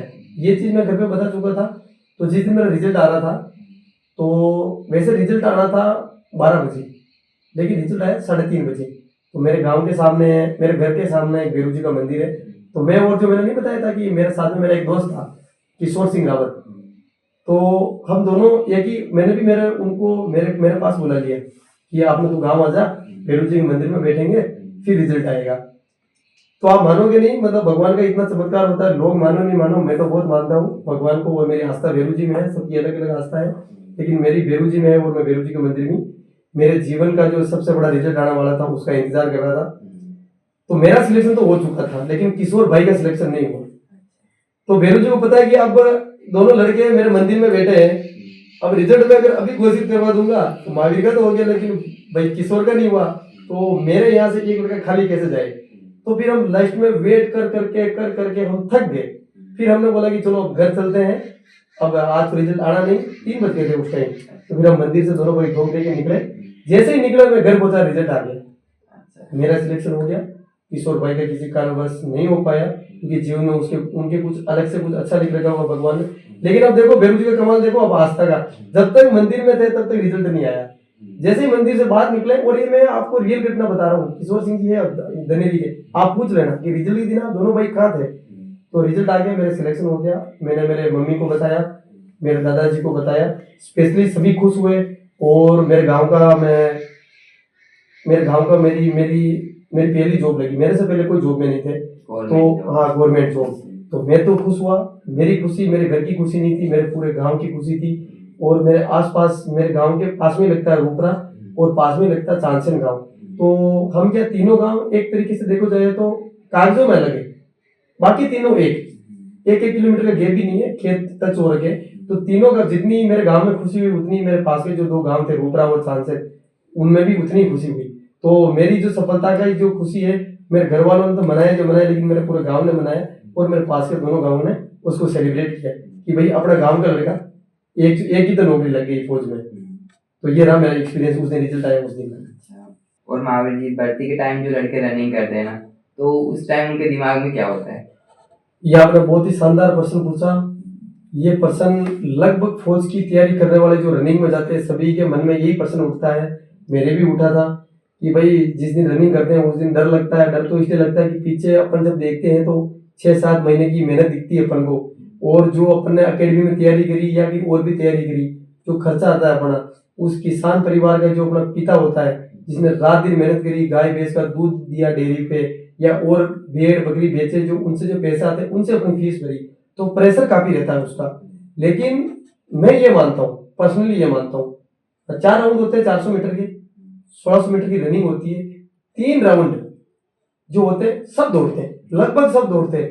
चौथा राउंड वही बंदा दौड़ता है जिसके मन में, जिसका अपना सपना होता है, अपना लक्ष्य होता है, उसको ये दिखता है कि जो मेरा पिता है जो खेत में बैठा है, वो ये बाट जोग रहा है कि मेरा बेटा फौज की रनिंग करने गया है, फौजी बनेगा और फिर मेरे को यहाँ से मुक्ति मिलेगी। सपनों का राउंड होता है। जो अपने माता पिता जो उनको चिढ़ाते हैं, जो रिश्तेदार होते हैं, जो आस पड़ोस के होते हैं, जो ये बोलते हैं कि थाका बेटा को छोरा छोरी, जो थाका बेटा का हंडे जो छोरा रहता है, जो तो गुजरात पर आ गया, बेंगलोर पर आ गया, उधर धंधा कर गया, थाको छोरो अटीस दौड़ रही हो। तो अपन को ये चीजें उस टाइम मन में रखनी है चौथे राउंड के अंदर, कि हमें सफल होना है, अपने सपनों को पूरा करना है, अपने उस पिता की आस को पूरा करना, उसको उनकी आस को पूरा करना है जो खेतों में बैठे हैं, और उन रिश्तेदारों को जवाब देना है जो हमारे पिताजी को हमें चिढ़ाते हैं कि थाको छोरो कहीं न करे। तो चौथा राउंड उनका है। कुल मिला के चौथा राउंड जोश का है, जुनून का है। जिसने चौथा राउंड पार कर लिया उसने अपना जीवन पार कर लिया। बिल्कुल सही कहा आपने। और जो आर्मी में मेडिकल होता है ना, उसमें मेडिकल में क्या प्रोसेस होता है, पूरा क्या क्या चीजें चेक की जाती है? मेडिकल में ये है कि फर्स्टली ये होता है कि पूरी बॉडी चेक होती है, अपनी पूरी बॉडी चेक होती है, अपने सर का बाल लगा के अंगूठे तक पूरी बॉडी चेक होती है। लेकिन इसके अंदर क्या होता है, मैं जहाँ पे भी जाता हूँ किरण जी क्षेत्र में, तो पहला क्वेश्चन मुझे यही आता है लड़कों का जो फौज की तैयारी करते हैं कि फौजी साहब मारे तो डांट गाड़ी, फौजी साहब मारे तो हाथ डोडो एरियो, या फौजी साहब मेरे को तो मेरी आंख में ये प्रॉब्लम है। खुद का मेडिकल खुद कर लेते हो, इससे उनको बहुत नुकसान होता है। मेरा ये मानना है कि मेडिकल आप पहले अपना काम करें, आप पहले अपना पेपर पास हो जाए, फिर आप दौड़ पास हो जाए, फिर मेडिकल करने का काम तो सरकार का है। सरकार ने एम्प्लॉय कर रखे, लगा रखा है फौज को कि आप मेडिकल करो, खुद आप मेडिकल मत करो।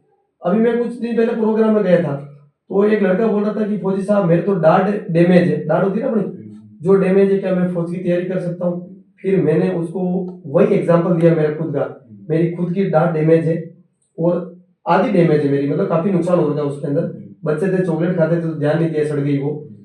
तो मैंने उसको बताया कि भाई अगर सोच जो आपके मन में जो पर्सन है वो मन में मेरे पर्सन होता, मैं सोचता कि मेरी डांट कानी है, अगर मैं तैयारी नहीं करता तो मैं मेडिकल तक पहुंचता नहीं, जब मेडिकल तक पहुंचता ही नहीं तो मैं फौज में कैसे भर्ती होता।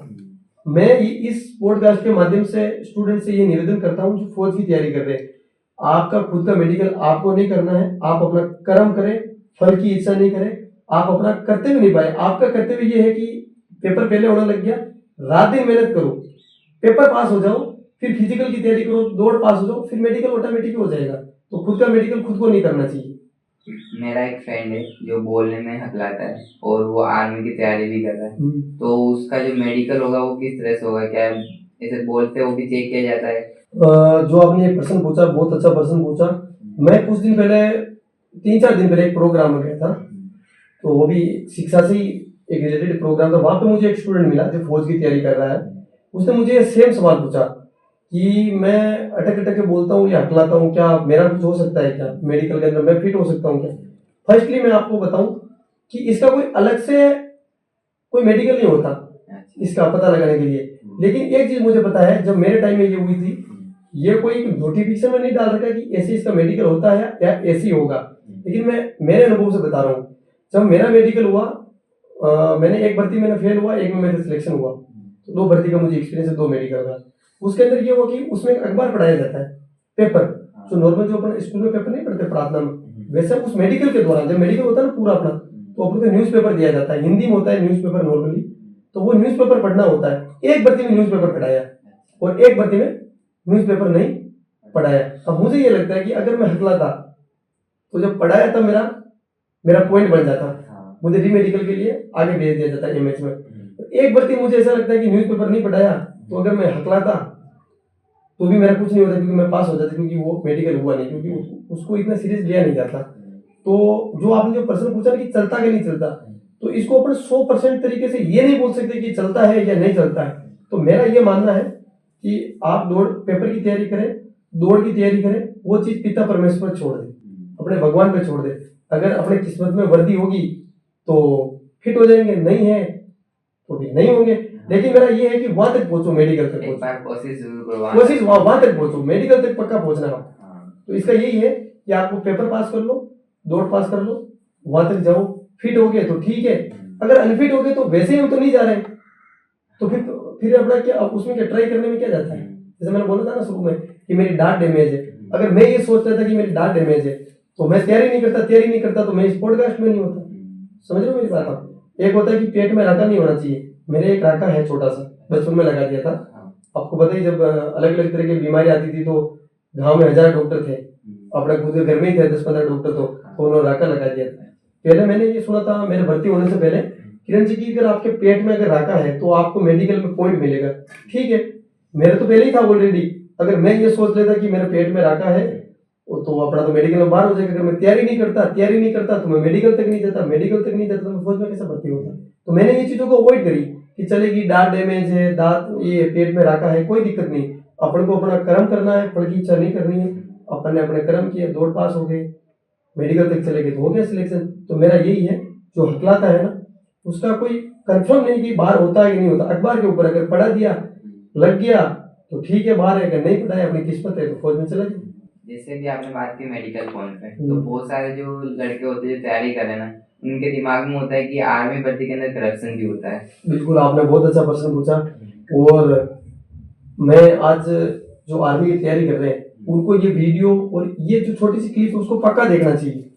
मैं आपको बताता हूँ, मैं भिलवाड़ा डिस्ट्रिक्ट से हूँ, हर साल एक भर्ती आती है, तो भिलवाड़ा डिस्ट्रिक्ट के कम से कम 30 या 40 लड़के मेडिकल में, मतलब दौड़ तो पास ज्यादा होते हैं, 30-40 के मेडिकल पॉइंट बढ़ जाते हैं। पॉइंट का ये मतलब कि जहाँ पे जिस जगह मेडिकल होता है उस जगह उनको बाहर नहीं करते, उनके कोई भी अगर पॉइंट होता है ना तो उनको री मेडिकल के लिए वापस या तो कोटा एमएच भेजेंगे या जोधपुर एमएच भेजेंगे। लड़कों को जैसे ही पॉइंट मिलता है, मान लो कि ये हाथ है, अपना हैंड है, इसमें एक पॉइंट दे दिया कि आपका हाथ टेढ़ा है, मेन मेडिकल में तुरंत बाहर नहीं करेंगे, आपको री मेडिकल कराने के लिए या तो कोटा एमएच भेजेंगे या जोधपुर एमएच भेजेंगे। लड़के जो वो बीच का पीरियड होता है ना, पॉइंट देने के बाद और वहां चेक कराने के जो बीच में पीरियड, उसमें क्या करते हैं लड़कों को डर लगने लगता है, लड़के क्या भगते हैं दलालों की तरफ। और दलाल क्या करते हैं, दलालों की पूरी नजर रहती है भर्ती की पूरे मेडिकल पे कि कौन कौन लड़का पॉइंट मिला। और अधिकतर लड़के एकेडमी में रहते हैं तो बात पहुंची जाती है एकेडमी की, भाई उस लड़के के पॉइंट मिला, उसके मिला। तो दलाल क्या करते हैं, आगे से कॉन्टेक्ट करते हैं लड़कों से कि भाई तेरे पॉइंट मिला, मैं पॉइंट को तुड़वा दूंगा, 100% मेरी गारंटी, ऐसे बात करते। तो लड़के क्या करते हैं, सामान्य परिवार से आते हैं, फौज की तैयारी करने वाले गांव वाले लड़के होते हैं, इतने मेच्योर नहीं होते। और आप या मैं कोई भी हो तो अपन उसमें फंस जाते हैं कि चलो यार पॉइंट मिला है, आगे वाला बोल रहा है तो तुड़वा देगा, आगे वाला आपको ये बोलेगा कि मेरा वहां पे ये सेटिंग चलती है, मेरा वहां मिलने वाला है, ऐसी बातें बोलेगा जो आप जासे मार जाओगे। अब दलाल क्या करता है, ऐसे लड़के पकड़ता है 20 से 30, मान लो 30 लड़के पकड़ लिए उसने भर्ती में, 30 को उसने सेम चीज बोली कि भाई तेरा पॉइंट मैं तोड़वा दूंगा, उस जगह पे मेरा मिलने वाला है, मेरा जान पहचान वाला है। ये 30 लड़कों को बोलता है, लेकिन लड़कों को क्या लगता है कि ये चीज उसने मुझे सिंगल को बोली, जबकि सिंगल को नहीं बोली, उसने 30-35 लड़कों को ये चीज बोली है। दलाल को अच्छे से पता है, और मैं मेरे अनुभव से बता रहा हूँ, अगर 30 लड़कों को अगर रीमेडिकल मिला है आगे चेक करवाने के लिए, तो 30 में से कम मान के चलो 10 या 15 तो वैसे फिट होंगे ही होंगे, 100% होंगे। तो दलाल क्या करता है, 30 को बोलते कि 50-50 हजार दे दो, मैं आपके पॉइंट तुड़वा दूंगा, अगर नहीं टूटा तो मैं 50 हजार वापस दे दूंगा। तो लड़कों को पता है टूट गया तो 50 हजार देने, नहीं टूटा तो कोई नहीं, 50 हजार वापिस हो जाएंगे। राजस्थान के अंदर ही नहीं, पूरे भारत के अंदर आज दिन तक ऐसा कोई दलाल नहीं हुआ जिसने ये बोला हो कि तेरे पॉइंट टूटा दूंगा तो मुझे 50 हजार दे देना, तेरा पॉइंट नहीं टूटेगा तो मैं तुझे लाख रुपए दे दूंगा। ऐसा आज तक कोई नहीं बोला। क्यों नहीं बोला किरण जी, पता है आपको? क्योंकि ये चीजें सब फेक है। तो मैं आपके पॉडकास्ट के माध्यम से मैं बच्चों को बताना चाहूंगा, किसी के झांसे में नहीं आना है। मेडिकल अगर पॉइंट आपके बनता है तो कुछ चीजें ऐसी है जिसकी हम प्रैक्टिस कर सकते हैं, प्रैक्टिस करके उसको सुधार सकते हैं। जैसे पेन होता है, पेन का मेडिकल मिलता है आपको, पॉइंट मिलता है अपन को। पेन मतलब जो अपना पेन घूमता है ना, उसका नींव ऊपर वाली, उसके साथ अपनी आंखें घूमनी चाहिए। तो लड़के क्या करते हैं, प्रैक्टिस नहीं होती तो ये अपने गर्दन को ऐसे से यूं हिला देते हैं, वो एक पॉइंट बन जाता है। गर्दन नहीं हिलनी चाहिए, क्योंकि सिर्फ अपनी जो आइस होती है ना, आंखें, ये हिलनी चाहिए इसके साथ पूरी। तो अगर ये पॉइंट दे दिया आपको, मान लो आज तारीख होगी 26 तारीख के दिन ये पॉइंट दे दिया आपको, वापिस रीमेडिकल, समझना मेरी बात अच्छे से ना, अगर रीमेडिकल आपका 30 तारीख को है तो कितना गेम मिल गया, 4 दिन का गेम मिल गया। तो अपन क्या कर सकते हैं उस दरमियान, इस पॉइंट को सुधार सकते हैं, अपनी गर्दन को एकदम सही रख के ऐसा अपना प्रैक्टिस कर सकते हैं पेन के साथ। तो उससे क्या हो रहा है कि जो 4 दिन का गेम मिल रहा है ना, उसके अंदर थोड़ा सा अपने गर्दन का बैलेंस हो गया और प्रैक्टिस हो गई, तो उससे अपना पॉइंट टूट सकता है। तो कुछ चीजें ऐसी होती है। फिर एक आधा मेडिकल पॉइंट मिलता है कान में ये मिलता है कि अपनी जो कई बार अपन सफाई नहीं करते ना, तो अंदर मतलब मेल वगैरह जम जाता है। तो उसका अपन जैसे मान लो 26 तारीख को पॉइंट मिल गया, 30 तारीख को रीमेडिकल होना है, तो उसको अपन अच्छे से चेक, मतलब अच्छे से सफाई कर सकते हैं, डॉक्टर के पास जा सकते हैं, उनकी हेल्प ले सकते हैं। तो ये भी पॉइंट टूट सकते हैं। तो पॉइंट टूटेंगे तो किससे टूटेंगे? अपनी प्रैक्टिस से। अब कोई नेचुरल पॉइंट है कि आपकी आंखों से आपको 6x6 दिख नहीं रहा, वो पॉइंट तो टूट ही नहीं सकता, पॉसिबल ही नहीं है।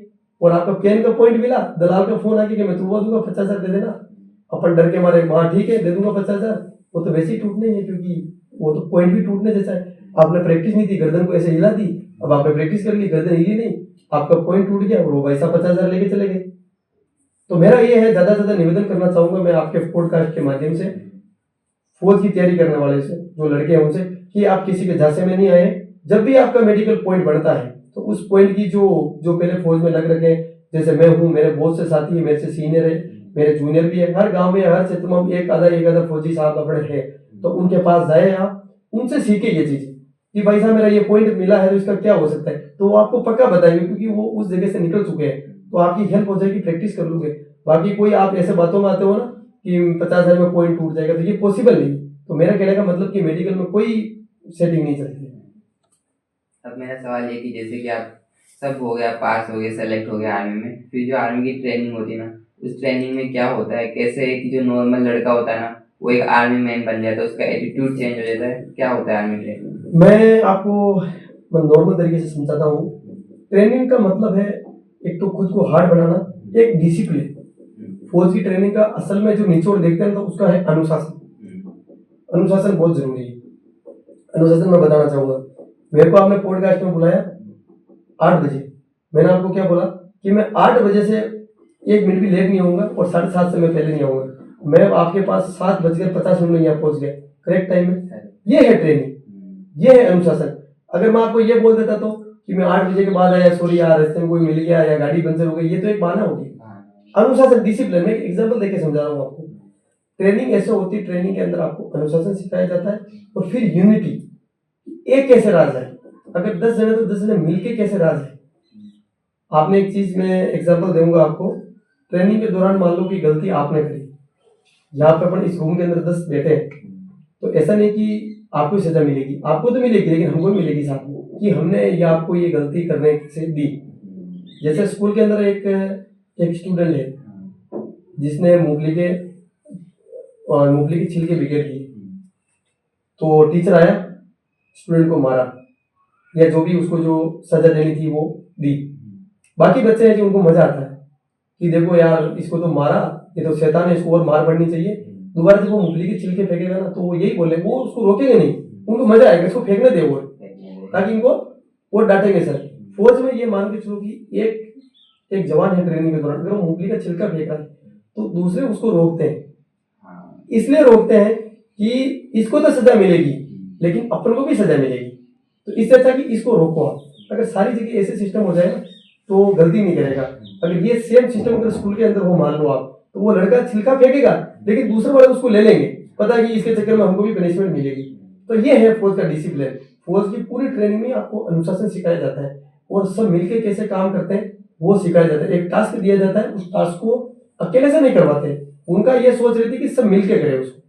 इसलिए ट्रेनिंग का मतलब ही है अनुशासन, पूरा डिसिप्लिन। बहुत सही है।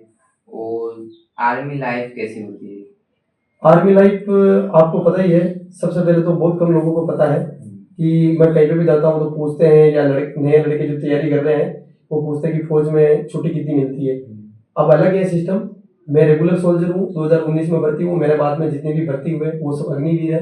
तो जो रेगुलर सोल्जर है उनको साल में 3 महीने की छुट्टी मिलती है, और जो भी अग्निवीर लगे हैं उनको 1 महीने की छुट्टी मिलती है। और छुट्टी का ऐसा है कि एक चैनल वाइज छुट्टी मिलती है, जहाँ पे अपन जिस कंपनी में है या जिस जगह अपन ड्यूटी कर रहे हैं, अपने ऊपर सीनियर होते हैं तो वो रोटेट करते हैं कि फौज का काम भी चलता रहे और अपना जवान छुट्टी पे भी रहे ताकि डिप्रेशन में नहीं आए, अपने परिवार के साथ रह सके। ये है मेन तो। और आर्मी लाइफ के बारे में एक कहते हैं मिथ भी है कि आर्मी में जो भी जाता है ना उसको ड्रिंक करवाते हैं या नॉन वेज खिलाते हैं, तो इसके बारे में क्या कहना है? ये आपने बहुत अच्छा प्रश्न पूछा। ये आपने नहीं पूछा, मैं जहाँ जहाँ गया, जिस जगह गया, जिन जिन लोगों के पास बैठा, सब ने मेरे को ये चीज पूछी कि फौजी साहब आप दारू पियोगे ना पियो, फौजी साहब आप नॉनवेज खाओगे ना खाओ। तो मैं आपके चैनल के माध्यम से मैं स्टूडेंट तक उनको भी एक ये कि रोमांचक चीज है, लोग जानना चाहते हैं। मैं बताना चाहता हूँ, जब से फौज बनी है तब से फौज में ये हुआ है कि नॉनवेज भी बनता है। अपने फौज में नहीं, आप किसी होटल पे चले जाओ, नॉनवेज भी बनता है वहां पे, वेज भी बनता है, जो आप ऑर्डर दोगे वो बना देंगे। सेम चीज फौज में है, फौज अपना घर है, परिवार है, वहाँ जिस दिन नॉनवेज बनता है उस दिन वेज में बन जाता है। मान लो नॉनवेज बना है, खीर बन गई, पनीर की सब्जी बन गई, दोनों को इक्वल रखते हैं। जो नॉनवेज खाता है वो नॉनवेज खा लो, जो नॉनवेज नहीं खाता तो नॉनवेज जिस दिन बना है उसी दिन वो खीर और पनीर की सब्जी बनती है, ताकि दोनों बराबर रहे। जैसे मैंने कभी ड्रिंक नहीं करी, मैंने वहां पे भी नहीं करी, मैंने यहाँ कभी नॉनवेज नहीं खाया। मैं ये नहीं बोल रहा हूँ कि नॉनवेज खाना या नहीं खाना गलत या सही है, वो एक अलग अलग है। मैं बता रहा हूँ आपको कि मैंने यहाँ नॉनवेज नहीं खाया तो मैंने वहां पे भी नहीं खाया। किसी लड़के ने यहाँ नॉनवेज खाया फिर वो भर्ती हो गए तो वहां पे भी नॉनवेज खाएगा, कोई इशू नहीं है उसको। तो कंपलसरी नहीं है कुल मिला के, दोनों चीज बनती है जो आपको अच्छी लगे। जो सैनिक को उसकी ड्यूटी के दौरान क्या क्या दिक्कतें आती है? किरण जी, मैं सबसे पहले तो बताना चाहूंगा, आप सैनिक बोल रहे हो, दिक्कत बोल रहे हो, क्या दिक्कत आती है? तो मैं मजबूती के साथ बताना चाहूंगा कि दिक्कत तो एक सैनिक से दुश्मन को आती है। जब बदन पे देश की वर्दी होती है, भारत माता की, हाथ में AK-47 होती है, हेलमेट होता है, उसके ऊपर देश का तिरंगा होता है, तो सैनिक को कोई दिक्कत नहीं आती। दिक्कत आती दुश्मन को, और दुश्मन को दिक्कत ही एक नहीं बहुत सारी दिक्कत आती है कि भारत के जवान बेटे हैं जो हमें छोड़ेंगे नहीं। और अब आपने एक प्रश्न पूछा क्या दिक्कत आती, तो मैं दिक्कत वैसे कोई आती नहीं, मैंने आपको अच्छे से बता दिया। लेकिन कुछ चीजें ऐसी है जो दिक्कत नहीं आती, वो भी दिक्कत आती है। जैसे मैं बताना चाहूंगा आपको, बहुत से अपने भाई हैं जो सड़क पर खड़े हैं, कुछ जगह ऐसे होती है, ज्यादा नहीं, 20 या लगभग पता है 20% जगह ऐसी है जहाँ पे आज भी नेटवर्क नहीं। जैसे 2021-22 से मेरी एक जगह ड्यूटी थी, मैं लोकेशन नहीं बता सकता क्योंकि मुझे अलाउ नहीं करती आर्मी, और मुझे बताना भी नहीं चाहिए। सबसे पहले मैं सैनिक हूँ, अपनी गरिमा को नहीं भूलूंगा। तो मैं वैसी जगह था, वहां पे मैं 7 महीने तक बिना नेटवर्क के था। फोन हमारे पास था, लेकिन फोन में क्या कि नेटवर्क नहीं था। अब जब फोन में नेटवर्क नहीं तो फोन होना नहीं होना बराबर है। तो मैंने 7 महीने तक लगातार घर पे बात नहीं करी। बात करी तो भी जो फोन आते हैं ना लैंडलाइन की, उस पर बात करी तो बस ऐसी बात हुई कि मैंने बोला कि मम्मी कहीं कर रही, मम्मी कह यहाँ मावी रहता, फोन ही कट जाता था, ये अच्छे से बात नहीं हो पाती थी। तो वो कुछ चीजें ऐसी होती ना जिसकी दिक्कत आती कि भाई नेटवर्क हो गया, लेकिन वर्दी पहनने के बाद वो दिक्कत भी बिल्कुल नॉर्मल लगती है, तो ज्यादा कोई दिक्कत तो आती नहीं। लेकिन नेटवर्क वाला थोड़ी सी प्रॉब्लम है, जो भी अब तो काफी अच्छा हुआ है। जहाँ पे नेटवर्क नहीं थे काफी साल तक, वहां पे भी नेटवर्क लगने लगे हैं। तो ये है मेन। तो महावीर जी, आपसे बात करके बहुत अच्छा लगा। और इस पॉडकास्ट को खत्म करने से पहले हम चाहेंगे कि जो भी लड़के जो आर्मी की तैयारी कर रहे हैं, इस पॉडकास्ट को देख रहे हैं, तो उनके लिए आपका क्या संदेश है? मैं सिंपल सा मैसेज देना चाहूंगा किरण जी। मैं यूथ को बताना चाहूंगा जो आज पढ़ाई कर रहे हैं, भाई कुछ नहीं रखा इस फोन में। इस फोन में कुछ नहीं रखा, सबसे बड़ा दुश्मन है ये फोन। फोन आप चलाओ, कोई दिक्कत नहीं है, लेकिन छात्र जीवन में फोन का आप इतना इस्तेमाल मत करो, एक लिमिट में इस्तेमाल, चलो ठीक है। अपन बहुत सी चीजें ऐसी है ना जिसको अपन अच्छे तरीके से देख सकते हैं। यूट्यूब के अंदर कई इतिहासकारों के लेखक पढ़े, अंदर लेखाएं पढ़ी है, अच्छी अच्छी किताबें पढ़ी है। फौज की तैयारी करना चाहते हैं तो उसके फिजिकल के बारे में बता रखा है, तो उसको एक लिमिट में यूज करो और अच्छे तरीके से यूज करो। मैं देखता हूँ कि आजकल जो छात्र छात्राएं हैं स्कूल के अंदर, उनकी इंस्टा पर आईडी बनी हुई है, रील बन रही है, और बहुत सी चीजें जो नहीं करनी चाहिए कर रहे हैं वो। ठीक है, चलो इंस्टाग्राम में भी चलाता हूँ, आप भी चलाते हैं, अपने और भाई चलाते हैं, ठीक है, चलाना चाहिए, लिमिट में चलाना चाहिए। सक्सेसफुल होने के बाद अगर आप अभी 15 मिनट चला रहे हो तो फिर 1 घंटा चला लो, लेकिन इसका मतलब ये तो नहीं कि आप फोन लेके बैठ जाओ, आप रील बना रहे हो। जब अपन रील बनाएंगे तो पढ़ेगा कौन? अपना सबसे अच्छा दोस्त तो किताबें हैं। और मैं आजकल देखता हूँ छोटे छोटे बच्चे हैं जो जिम में जा रहे हैं, बनोले में जा रहे हैं, कोई रिश्तेदारी में मासी की शादी है तब तो ठीक है, लेकिन मासी के देवर की शादी है उसमें भी जा रहे हैं। तो ये क्या है, मेरे कहने का मतलब ये है कि जब तक आप जॉब नहीं लगते हो, जब तक आप छात्र जीवन में जी रहे हो, इन चीजों से दूर रहे। और मैं फिर से बता रहा हूँ, मैं कई लड़कों को बताता हूँ कि बेरोजगारी में ना कोई शादी, ना कोई ब्याह, ना कोई बनोड़ी, ना कोई ये फोन, ना कोई सोशल मीडिया, ना कोई रिश्तेदारी। जब तक अपन जॉब नहीं लग जाते, जब तक अपन को मेहनत करनी है। और मेरा लास्ट मैसेज है ये यूथ को कि इन चीजों को छोड़ दो आप, बनोड़ी, डांस, ये तुम्हारा ये शादी ब्याह, ये फोन, ये सोशल मीडिया, इनको छोड़ दो। रात दिन किताबों पर पढ़े रहो, किताबों को पढ़ो, अपना जीवन बनाओ, नौकरी लगो, फिर ये चीजें सारी करो। यही है मेरा मैसेज कि फोन से दूर। बहुत सही कहा आपने। और जो भी युवा इसको देख रहा होगा पॉडकास्ट को, तो उसको बहुत ज्यादा हेल्प मिलेगी। और मैं लास्ट में धन्यवाद देना चाहूंगा पधारो हमारा पॉडकास्ट का, कि आपने मुझे बुलाया और अपने ऐसा डिस्कस किया। जो मैं जहाँ जाता हूँ वहाँ पे लड़के मुझे पूछते हैं, कुछ लड़के शर्म से पूछ नहीं पाते, या कुछ मेरे तक नहीं पहुँच पाते, या फिर मैं बहुतों को बता नहीं पाता हूँ। तो आपके पधारो हमारा पॉडकास्ट के माध्यम से मैं उनके बीच में ये बातें जाएगी। मैं आपकी पूरी टीम को धन्यवाद देना चाहूंगा। आपको जो कैमरा लेके बैठे हैं उन भाई साहब को, हिम्मत जी को, सबको मैं बहुत बहुत धन्यवाद देना चाहूंगा। आपने मुझे यहाँ बुलाया और इसके लिए मेरा तहे दिल से धन्यवाद। जय जवान जय किसान। तो दोस्तों, कैसा लगा आपको ये पॉडकास्ट, हमें कमेंट सेक्शन में जरूर बताएं। और अगर आपको कोई भी क्वेश्चन हो वो भी हमें कमेंट सेक्शन में जरूर पूछें। और अब आप नेक्स्ट गेस्ट किसको देखना चाहते हैं वो भी हमें कमेंट सेक्शन में जरूर बताएं। Thanks for